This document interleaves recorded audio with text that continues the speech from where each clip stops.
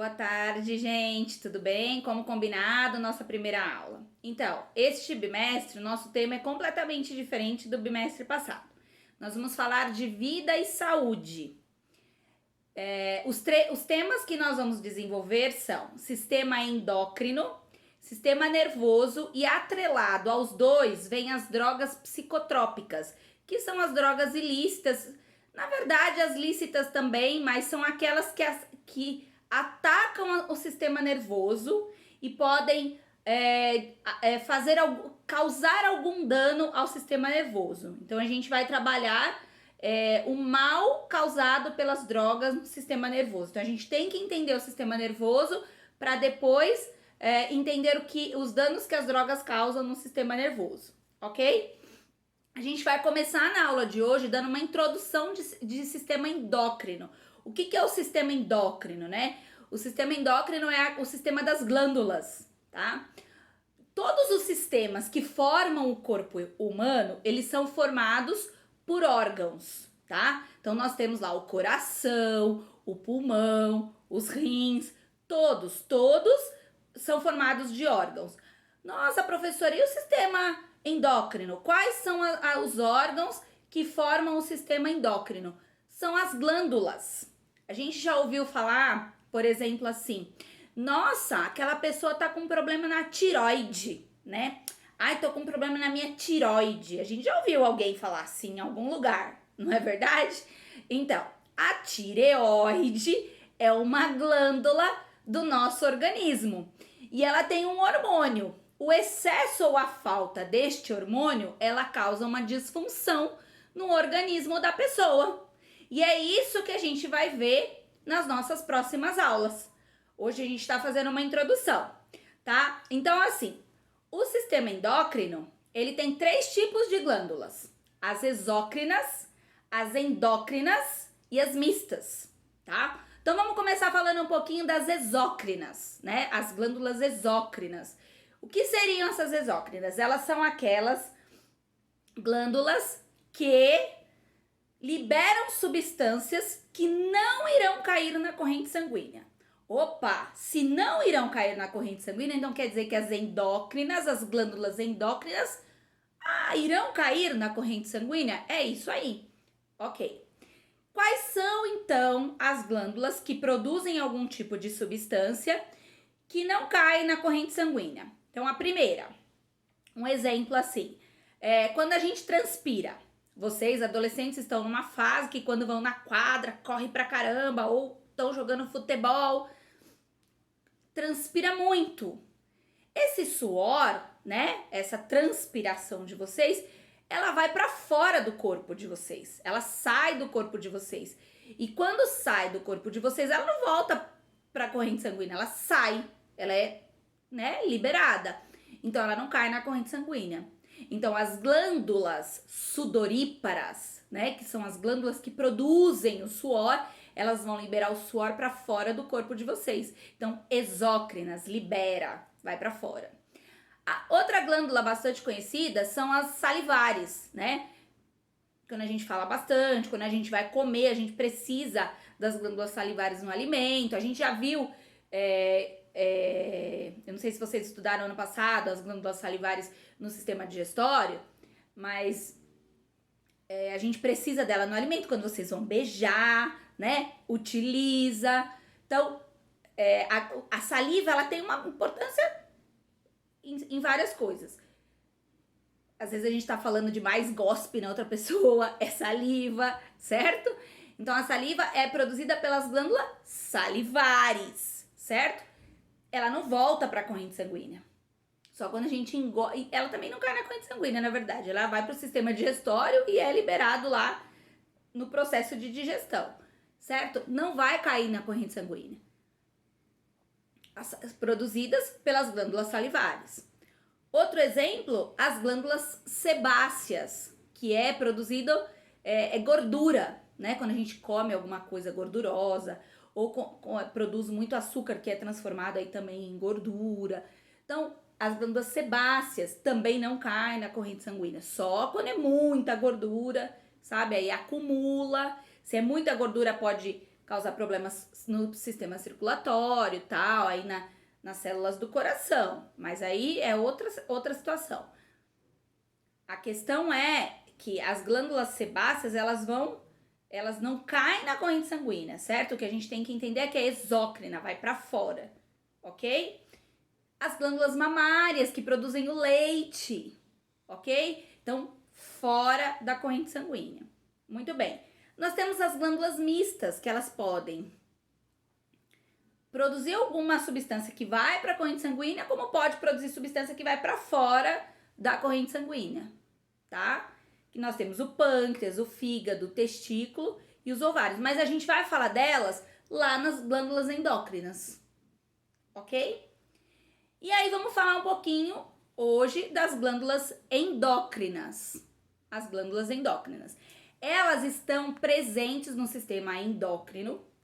As glândulas endócrinas, elas são responsáveis para que o metabolismo do nosso corpo aconteça. Por quê?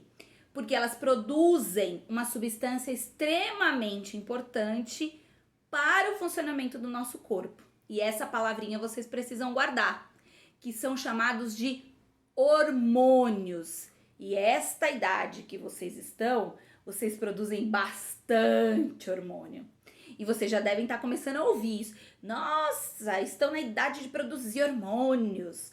Nossa, estão estressados porque estão na idade dos hormônios. Já ouviram essa frase? O pai e a mãe já falou? Algum professor já falou? Pois é. Quando vocês começam ali pelos 11, 12 anos, até mais ou menos os 19, 20 anos, é a idade em que vocês produzem bastante hormônios. São os hormônios da adolescência e da puberdade, tá? Então, além dos outros hormônios que a gente produz durante a vida, vocês produzem em maior quantidade os hormônios da adolescência e da puberdade, que são as fases de transformações psicológicas e das transformações da puberdade, que é a transformação do corpo, que vocês já devem ter percebido essas mudanças na voz, o corpo físico, e a gente vai falar disso mais pra frente nas próximas aulas, tá? O hormônio cai na corrente sanguínea e aí vai acontecendo várias coisas, ok? Muito bem. Quais seriam as funções desses hormônios, né? São várias. A primeira delas são substâncias químicas que podem transferir informações e instruções entre as células, porque eles caem na corrente sanguínea. Se cai na corrente sanguínea, ele vai diretamente para as células, tá? Obviamente, diretamente para as células. São chamados de mensageiros químicos, porque eles têm função química dentro da célula, dentro do nosso corpo. Eles têm função metabólica, então eles são chamados de mensageiros químicos. Eu costumo dizer que eu não recebi muito o hormônio do crescimento, não, né? Então, eles vão regular o crescimento de vocês, de todos nós. E eu acho que eu não recebi muito, não, o hormônio do crescimento, porque fiquei ali, né, no 1,52 m. Então, mas o ideal é que se não está dentro da faixa de crescimento, é ideal procurar um médico. Para vocês existe um médico chamado ebiatra, que é o médico do adolescente. Dentro da pediatria existe o ebiatra para o controle do crescimento, porque se os ossos não estão dentro da idade óssea, é importante se receber o hormônio do crescimento, para que se chegue numa estatura ideal, ok? Eles vão regular todo o desenvolvimento do corpo, isso em qualquer idade, tá? Em qualquer momento da vida, ok? Todos os tecidos que a gente tem no corpo, os hormônios também fazem parte desse desenvolvimento. Participam também das funções reprodutivas, por isso que a gente falou lá, quando eu falei de funções mistas, os testículos e os ovários, eles têm funções endócrinas e não só funções mistas, eles fazem parte do sistema endócrino, tá? Testículos que pertencem ao sistema reprodutor masculino e ovários que fazem parte do sistema reprodutor feminino, eles fazem parte do sistema endócrino. Então, eles têm função mista, por quê? Porque eles pertencem ao sistema reprodutor feminino e masculino, porém também pertencem ao sistema endócrino, ok? E toda a parte de metabolismo do nosso corpo, como é uma substância química, os hormônios também vão participar, tá bom? As informações do sistema endócrino, elas não são tão rápidas quanto as informações do sistema nervoso. Porque o sistema nervoso, por exemplo, quando você topa o dedo, você sente a dor assim. Já do sistema endócrino não é assim. As informações químicas, elas demoram mais para ser processadas. É como bloquinho por bloquinho quando está sendo construída uma casa.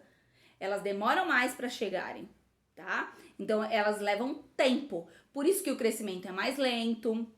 Por isso que as glândulas mamárias, durante os 9 meses de gravidez, leva todo o tempo para se produzir a quantidade de leite que vai amamentar durante 6 a 8 meses, até 1 ano, uma criança. Então, tudo leva mais tempo, porque o sistema endócrino, ele não manda mensagem da noite pro dia. Ele leva tempo para se produzir a mensagem, ok? E a gente vai ver isso nas próximas aulas. Quais são, né, as glândulas que pertencem ao sistema endócrino?